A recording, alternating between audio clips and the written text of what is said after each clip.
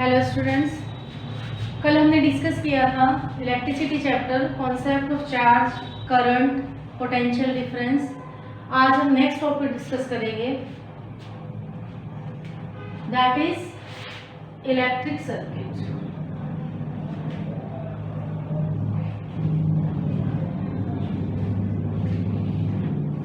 देखिए, electric circuit को discuss करने से पहले सबसे पहले आपको पता होना चाहिए what are the different components of an electric circuit.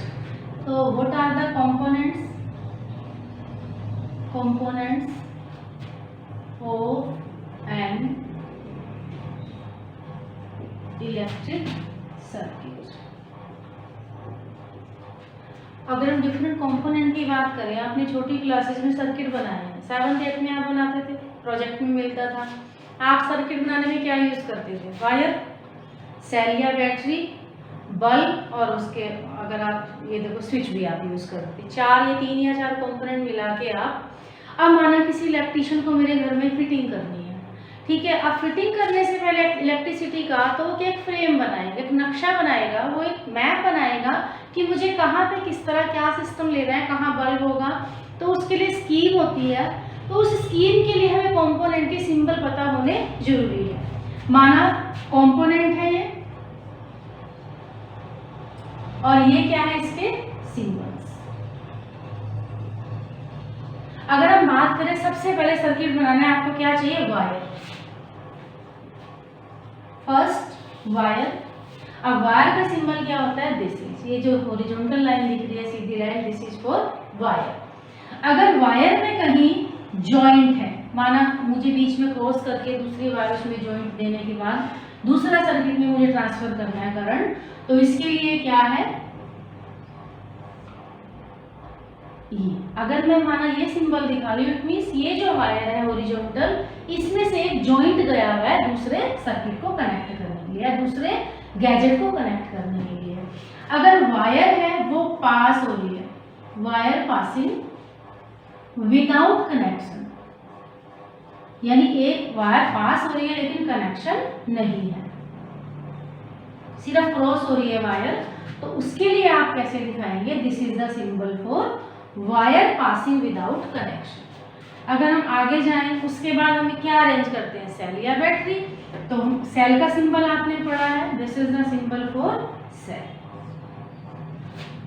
Positive negative, जो लॉन्गर लाइन है represent positive terminal of the cell and smaller it is represent negative terminal of the cell. अब बैटरी आपको क्या पता है क्या है? Combination of 2 or more cells, it is called battery.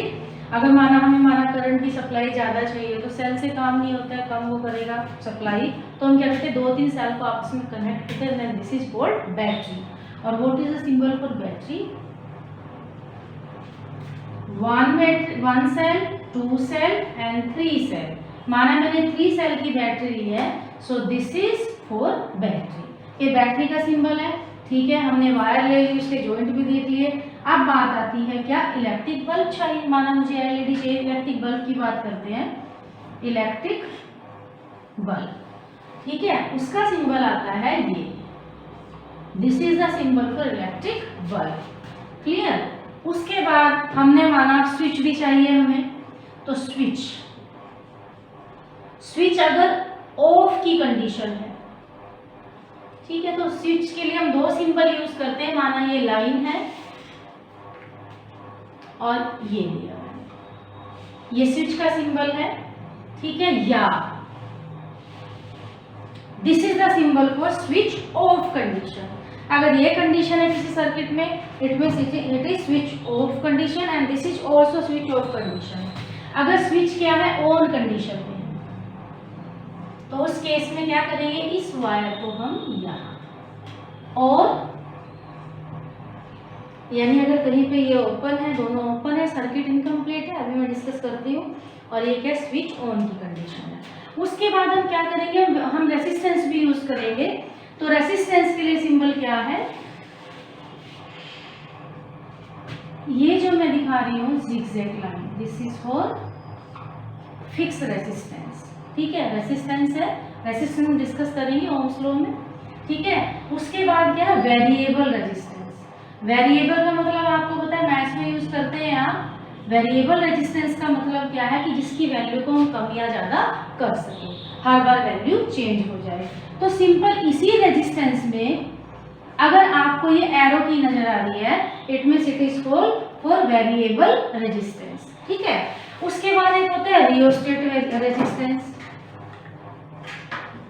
जो वेरिएबल है, यहाँ पे तो करंट जितना भी रेजिस्टेंस है फिक्स रहेगी इसकी क्वांटिटी यहाँ, और यहाँ पे वेरिएबल में हम रेजिस्टेंस को कम या ज़्यादा करेंगे, उसी हिसाब से करंट कम या ज़्यादा फ्लो होता है। ठीक है, अब रेजिस्टेट भी उसी तरह की कंडीशन है, लेकिन यहाँ पोटेंशियल डिफरेंस को चेंज करके करंट को चेंज करते हैं। वहाँ नॉर्मल अमाउंट में चेंज किया रेजिस्टेंस ऑफर करके, यहाँ पोटेंशियल डिफरेंस में चेंज करके करंट के फ्लो को चेंज करेंगे। यानी हर बार जो रेजिस्टेंस है वो करंट के रास्ते में हर्डल या ऑब्स्टेकल वो करता है। अभी डिस्कस करते हैं। ठीक है, दिस इज फॉर रियोस्टेट। ठीक है, तो इलेक्ट्रिक उसमें resistance, simple resistance, fix resistance, and this is variable and this is rheostat resistance. अब इन सिंबल को यूज करके हम क्या बनाएंगे, इलेक्ट्रिक सर्किट या सर्किट डायग्राम। ठीक है, कोई डाउट नहीं होगा। क्लियर नाउ अगर हम बात करें व्हाट इज इलेक्ट्रिक सर्किट, तो it is the path in which electric current flows. What is electric circuit, it is a path, वो रास्ता जिसमें इलेक्ट्रिक करंट क्या करता है, फ्लो करता है। अब there are two type of electric circuit, open electric circuit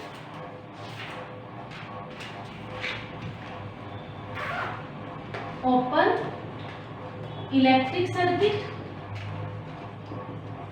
and second closed electric circuit। अब देखिए, माना एक मैंने कंडीशन ली, आपको मैं सर्किट डायग्राम बना के बताती हूँ। मुझे माना आपको मैंने प्रोजेक्ट दिया कि सर्किट, आपको इलेक्ट्रिक सर्किट बना के लाना है। आपने सबसे पहले क्या करना है, वायर, फॉर एग्जांपल माने वायर है, याद है सिंबल हमने वायर का वहां दिया था, तो ये वायर। अब वायर में क्या किया, माना मैंने क्या करना है, इसके बाद मुझे क्या चाहिए, सेल चाहिए। ठीक है, और मैंने क्या किया, सेल को यहां कनेक्ट किया। ठीक है, सेल को positive terminal, negative terminal, longer line मैंने बताई थी। उसके बाद मुझे माना एलईडी या बल्ब कनेक्ट करना है, उसका सिंबल मैंने क्या बताया था, this is the symbol for bulb. और मैंने आपको पीछे उसमें लेक्चर में बताया था कि जो current it is always flow from positive terminal to negative terminal.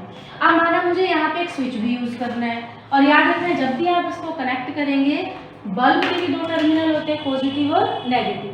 अगर आपको कनेक्ट करना है तो बैटरी या सेल का positive terminal it will be connected to the positive terminal of the bulb. Okay, अब माना मुझे इसमें अगला लेना क्या है, स्विच लेना है। आपको मैंने दो कंडीशन बताई थी, स्विच ऑन और ऑफ। अब देखिए, मुझे बताइए ये कौन सी कंडीशन है, स्विच ऑन कंडीशन या ऑफ कंडीशन। ठीक है, याद आया होगा, this is switch off condition. So bulb will glow, bulb will not glow because it is open electric circuit, a circuit in which that is break at any point. जो circuit किसी भी point पे break है, ये break है, continuity नहीं है, so current flow नहीं होगा। For the flow of current continuous path should be there. ठीक है, तो स्विच ऑफ की कंडीशन है, तो ऑफ का मतलब क्या है, this is open electric circuit and bulb will not glow, bulb glow नहीं करेगा। अब मैंने क्या किया, switch, this is switch on condition.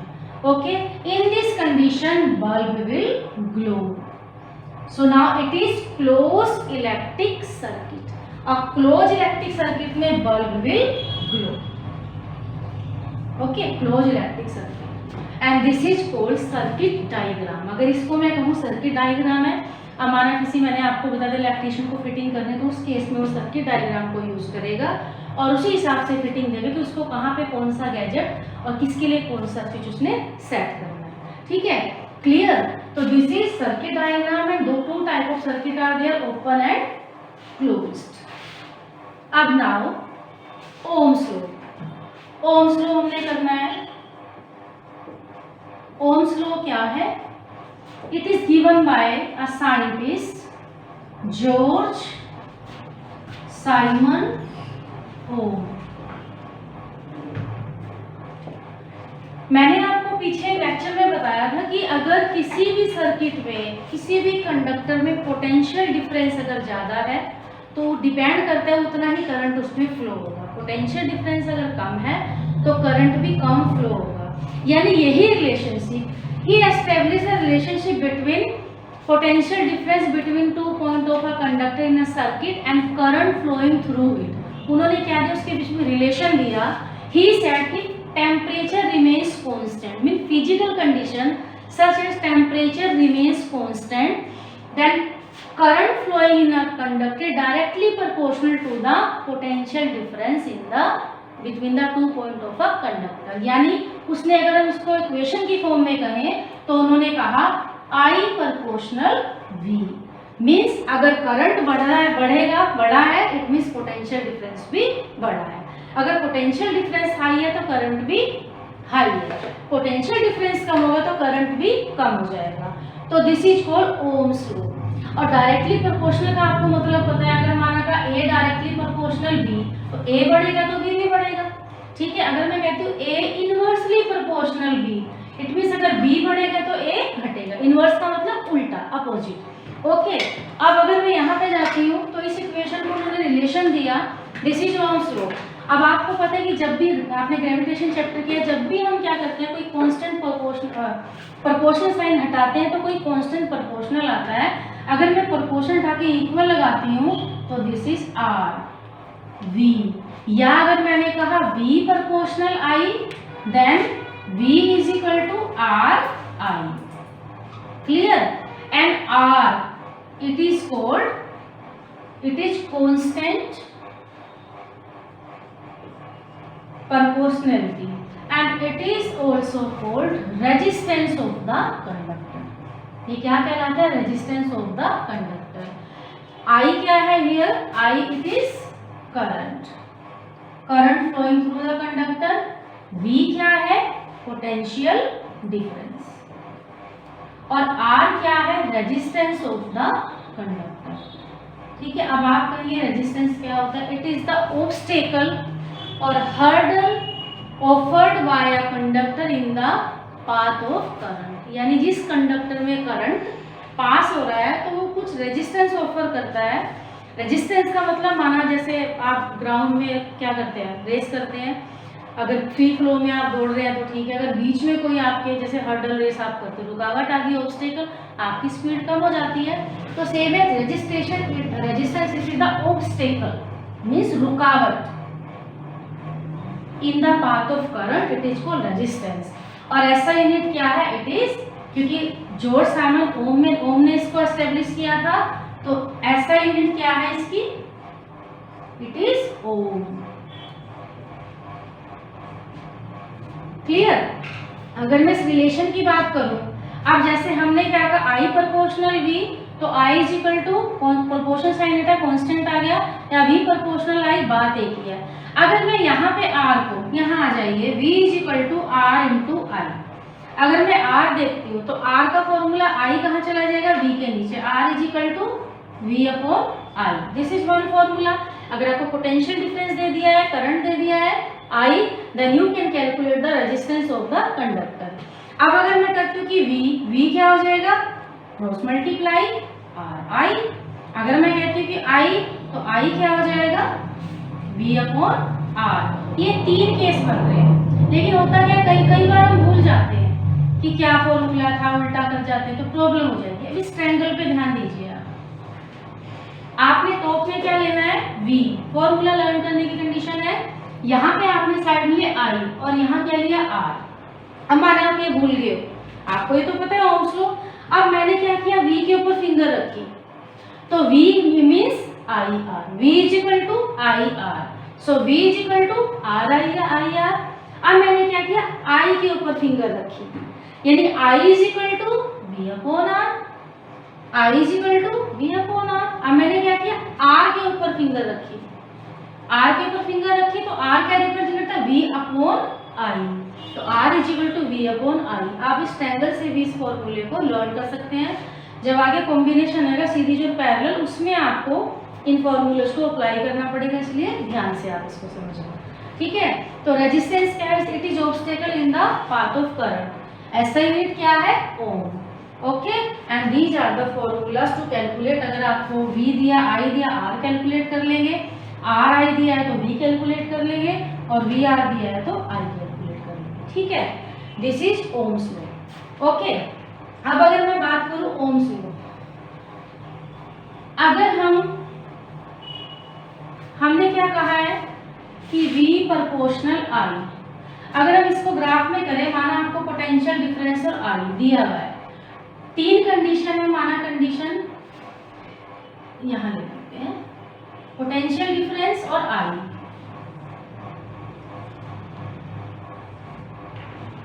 ठीक है, अगर मैं पोटेंशियल डिफरेंस कहती हूँ माना 1 है पहले, तो करंट माना 0.5 है।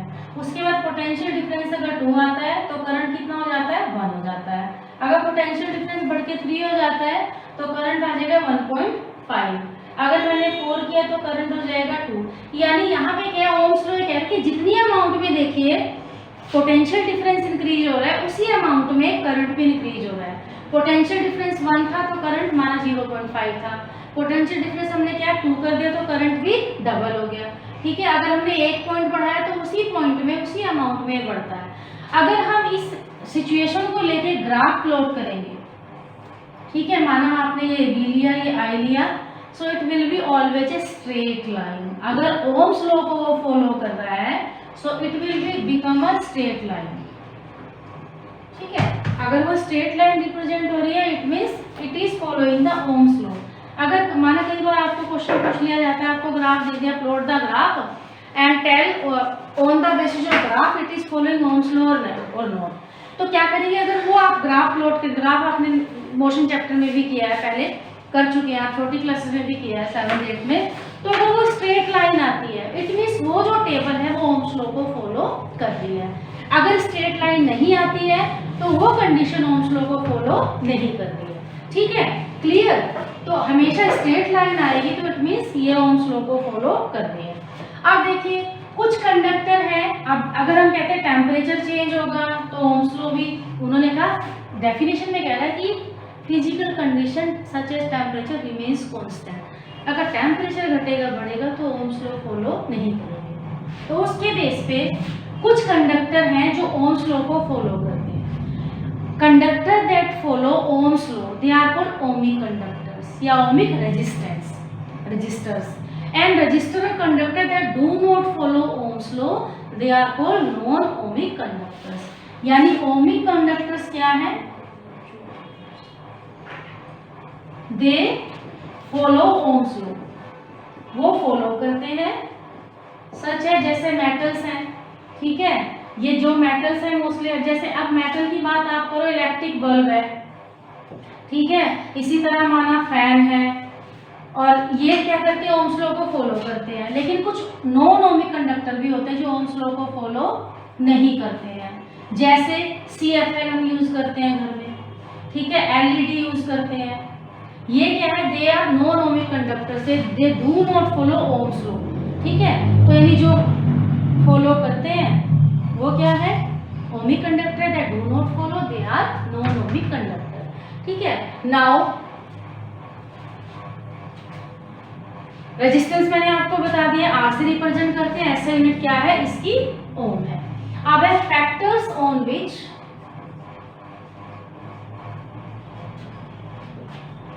रेजिस्टेंस ऑफ अ कंडक्टर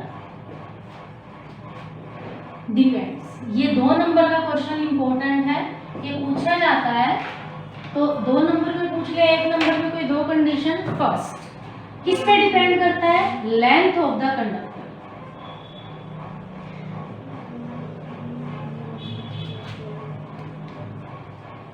माना हमने कंडक्टर की लेंथ L ली है, ओके, तो यानी जो रेजिस्टेंस R है that is R directly proportional L। Directly proportional मैंने आपको बताया है, अगर लेंथ बढ़ेगी तो रेजिस्टेंस ऑफर जो होगा नहीं वो जो ऑब्स्टेकल है वो ज़्यादा ऑफर करेगा, अगर लेंथ घटेगी तो रेजिस्टेंस कम होगा। ठीक है, उसके बाद सेकंड है area of cross section. Area of cross section, माना हमने एरिया ऑफ क्रॉस सेक्शन क्या लिया? A। It is inversely proportional to resistance, यानी वायर अगर लॉन्ग है तो रेजिस्टेंस ज़्यादा ऑफर होगा, वायर अगर शॉर्ट है कंपैरिजन में तो रेजिस्टेंस कम ऑफर होगा। वायर अगर थिक है, ठीक है, तो डायरेक्टली प्रोपोर्शनल, ये बढ़ेगा तो ये भी बढ़ेगा, ये घटेगा तो ये भी घटेगा। लेकिन यहाँ क्या है, एरिया बढ़ेगा तो रेजिस्टेंस घटेगा, एरिया घटेगा तो रेजिस्टेंस बढ़ेगा। यानी थिक वायर है तो रेजिस्टेंस क्या करेगा, इनवर्सली कम होगा, और थिन वायर है तो रेजिस्टेंस, ठीक है। अब देखिए थर्ड कंडीशन है, अभी टिप्स पे लर्न कर लीजिए, temperature of the conductor. Ohm's law यही कहता है कि अगर टेम्परेचर माना 20 डिग्री पे हम उसको एक्सपेरिमेंट को कर रहे हैं, वेरीफाई कर रहे हैं ओम्स लॉ को, तो 20 डिग्री पे तो वो क्या करेगा, फॉलो करेगा। जैसे अगर माना मैंने 10 डिग्री टेम्परेचर बढ़ा दिया, 30 डिग्री कर दिया, तो टेम्परेचर की कंडीशन, फिजिकल कंडीशन कांस्टेंट नहीं है, it means that will not follow Ohm's law, Ohm's law को फॉलो नहीं करेगा। तो टेम्परेचर चेंज होगा तो वो जो रेशियो है वो भी चेंज होगी। तो जब इसमें कहते हैं physical condition such as temperature remains constant, ठीक है। Now fourth one, that is nature of the material.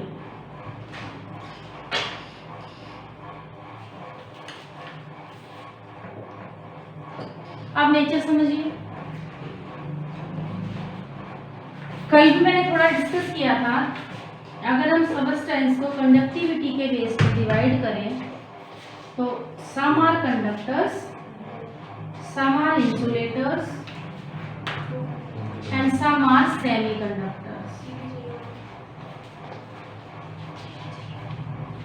What are conductors? These are the substances that allow the electric current to pass through them. यानी जो आराम से electric current pass होने दे रहे हैं, they are good conductors. Insulators that do not allow, छोटी class में आपने यही पढ़ा है 7th 8th में, insulator substances that do not allow the electric current to pass through them, they are called insulators. Conductor में आप कहते हो जैसे सिल्वर है, ऑल मेटल्स, ठीक है, कॉपर है, एल्यूमिनियम है, these are good conductor, all metals are good conductors. Insulator में जैसे वुड कहते हैं आप, पेपर है, ठीक है, ग्लास है, ये सब क्या है, इंसुलेटर्स है, ठीक है। अब समझो कंडक्टर क्यों है, अगर उनके रास्ते में हर्डल नहीं है, यानी रेजिस्टेंस ऑफर ना के बराबर कर रहे हैं, तो गुड कंडक्टर है, इलेक्ट्रॉन को इजीली पास होने देंगे। अगर उनके बीच में क्या है, रेजिस्टेंस हाई है।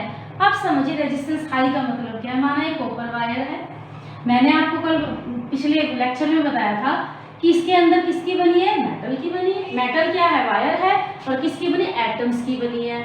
और जो फ्री इलेक्ट्रॉन क्या करते हैं, एटम से पी कम हो जाते हैं, बाहर आ जाते हैं, एनर्जी लेके वो बिल्कुल बैलेंस इलेक्ट्रॉन, ठीक है, क्योंकि वो न्यूक्लियस से दूर है और न्यूक्लियर चार्ज उनके ऊपर बहुत कम है, कंट्रोल न्यूक्लियस का कम है, तो वो क्या करेंगे, मटेरियल के अंदर बाहर फ्री इलेक्ट्रॉन की तरह, पीछे बताता हूँ, वो फ्री इलेक्ट्रॉन ही क्या है, आपको मैं बता चुकी हूँ कि वो they are responsible for the flow of current, ठीक है। अब क्या है, ये इलेक्ट्रॉन माना यहाँ रास्ते में मूव कर रहे हैं, तो होगा क्या, जो कंडक्टर्स हैं उनको तो क्या, इलेक्ट्रॉन को फ्री मूवमेंट की जगह मिल जाएगी, करंट इजीली पास हो जाएगा। अब इंसुलेटर्स में क्या होता है कि जो इलेक्ट्रॉन अंदर दूसरी शेल में बचे हैं, माना ये एटम दिखा रही हूँ मैं एक, अब ये जो इलेक्ट्रॉन है, ये जो एटॉमिक पार्ट के इलेक्ट्रॉन है, और आपको पता है इलेक्ट्रॉन में क्या होता है, रिपल्जन होता है, इलेक्ट्रॉन और प्रोटॉन है तो क्या होगा, अट्रैक्शन होगा, अपोजिट उसमें माइनस माइनस है ना, तो रिपल करेंगे। तो ये क्या करते हैं उस केस में, इनको फ्री मूवमेंट होने नहीं देते हैं, इनको मूव होने का रास्ता नहीं मिलता है, इसलिए क्या है, इंसुलेटर्स है। यानी इनके रास्ते में क्या है, रेजिस्टेंस ऑफर हो रहा है, ऑब्स्टेकल ऑफर हो रहा है, ठीक है, हर्डल ऑफर हो रही है, इट मींस ये क्या है, इंसुलेटर्स है। अब आप कहोगे मैडम ये नई टर्म है, क्योंकि ये तो आप पीछे पढ़ते आते हैं, है ना, poor conductor, good conductor, insulator. Poor conductor की बात की वो थोड़ी अमाउंट में पास होने, लेकिन इंसुलेटर बिल्कुल भी पास नहीं होने देते। अब मोस्ट इंपॉर्टेंट टर्म जो आपके लिए न्यू, सेमीकंडक्टर्स। सेमीकंडक्टर्स आपने चैप्टर पढ़ा था मेटल, आपका उसमें चैप्टर था is metal around us pure, है ना। आपने केमिस्ट्री में पढ़ा था कि मेटल है, नॉन मेटल, मेटलोइड्स है। मेटलोइड आपको मैंने क्या बताया था, अगर आपको याद हो, कि मेटलोइड क्या करते हैं, वो कुछ बिहेव तो उनका मेटल की तरह होता है और कुछ उसका, यानी some property resemble with metals and some with non metals. यानी ना तो वो टोटल मेटल से मिलती है, कुछ प्रॉपर्टी मेटल की है, कुछ नॉन मेटल की है। तो वो क्या करते हैं, सेमीकंडक्टर, जैसे सिलिकॉन है,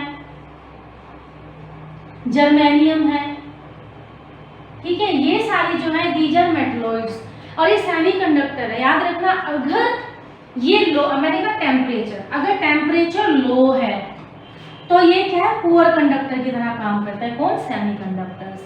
अगर हमने टेम्परेचर हाई कर दिया है, यानी हाई टेम्परेचर होगा तो they behave like good conductor, तो उसी बेस पे इनका यूज किया जाता है। तो यानी यहाँ पे क्या है, नेचर पे, मटेरियल के नेचर पे डिपेंड करता है कि ओम्स रेजिस्टेंस किस तरह का है। कंडक्टर है तो बहुत कम है, क्लियर है। इंसुलेटर है तो हर्डल बहुत ज्यादा है, और अगर वो सेमीकंडक्टर है तो टेम्परेचर पे डिपेंड करेगा, वो लो टेम्परेचर पे वो इंसुलेटर की तरह बिहेव करेगा। उसी हिसाब से एप्लीकेशन हमें जहाँ चाहिए होती है। अब अगर हम कोई रेजिस्टेंस की, ये तो करंट के रास्ते में हर्डल है ना, आप दौड़ते हो, दौड़ते दौड़ते कोई बीच में आ गया, या मैंने ही आपको रोक दिया, आप ग्राउंड में दौड़ रहे हो, तो आपको लगेगा कि मैम ने तो बस रोक दिया। स्ट्रेस तो आप जरूर थोड़ा सा करेंगे, but you can not do nothing. Okay, अब देखिए, अब नेचर ऑफ द मटेरियल, अगर वो कंडक्टर है, इंसुलेटर है, या तो उस पर डिपेंड करेगा रेजिस्टेंस। ओके, अब अगर मैं इसी रिलेशन पे जाऊं, ये तो हम ठीक है, सिंपल, आपको 2 नंबर में पूछा जाता है, आप दे दो।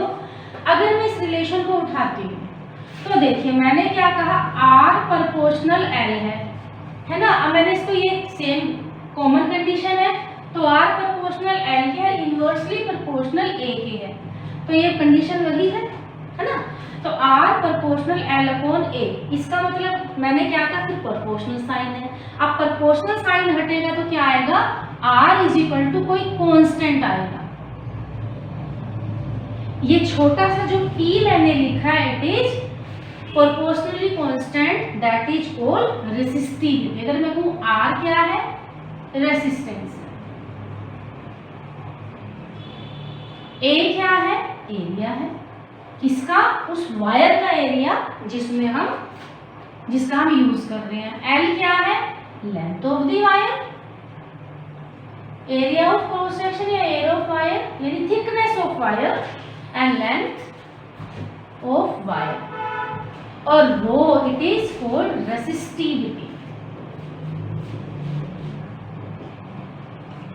Resistivity and SI unit resistivity, हमने कहा, क्या कहा, रेसिस्टेंस की क्या होती है, ओम।